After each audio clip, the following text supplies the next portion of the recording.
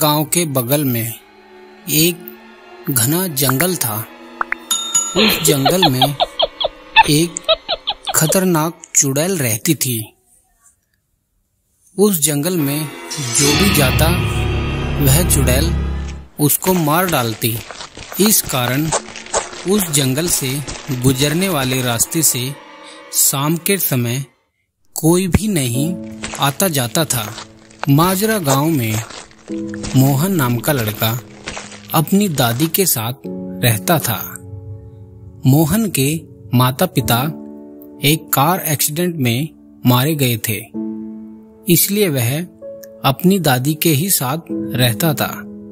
मोहन एक समझदार लड़का था, इसलिए वह अपनी दादी के हर काम में हाथ बटाता था। दादी बूढ़ी होने के कारण काम नहीं कर पाती थी, इसलिए सभी काम मोहन को ही करने पड़ते थे। एक दिन की बात है, मोहन अपने घर के सामान के लिए शहर गया। दादी, मैं शहर जा रहा हूँ सामान लेने। ठीक है बेटा, लेकिन शाम को जल्दी आ जाना।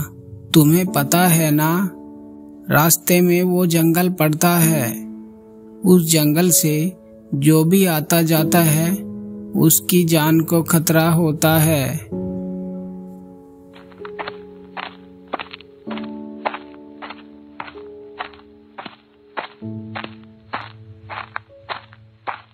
और शहर से लौटते लौटते शाम हो गई। दादी की चिंता भी अब बढ़ती जा रही थी, क्योंकि शाम बहुत हो चुकी थी और मोहन का कुछ आता पता नहीं था। मोहन भी अब काफी डरा हुआ था।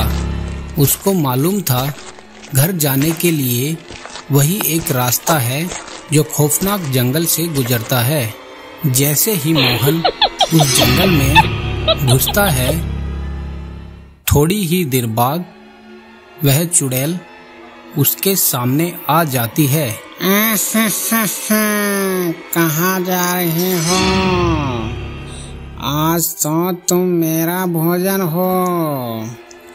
हे चुड़ैल बहन, मुझे छोड़ दो।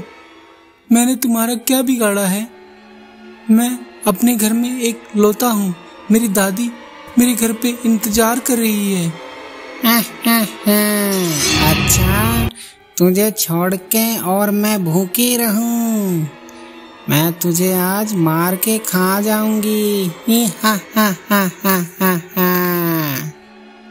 मोहन उस चुड़ैल से अपनी जान बचाने की कोई तरकीब सोचता है। ए चुड़ैल बहन, मुझे छोड़ दो। मेरे थैले में जो भी सामान है तुम वो ले लो, वो खा लो, उससे अपनी पेट की आग बुझा लो, लेकिन मुझे छोड़ दो। लेकिन वह चुड़ैल उसको छोड़ने से मना कर देती है। तभी मोहन कहता है, ठीक है चुड़ैल बहन, अगर आपको मुझे खाना ही है तो मैं एक बार अपनी दादी से मिलके आ जाता हूँ। ये खाना उसके पास पहुँचा देता हूँ। उसका मेरे सिवा कोई नहीं है। मैं ही एक लौता वहाँ पे काम करने वाला हूँ। चुड़ैल थोड़ी देर में सोचने के बाद मोहन की बातें मान लेती है, लेकिन मोहन को कहती है कि मैं भी तुम्हारे साथ चलूंगी। मैं देखूंगी कि तुम सच बोल रहे हो कि झूठ है। मोहन ने कहा, ठीक है, तुम भी मेरे साथ चलो।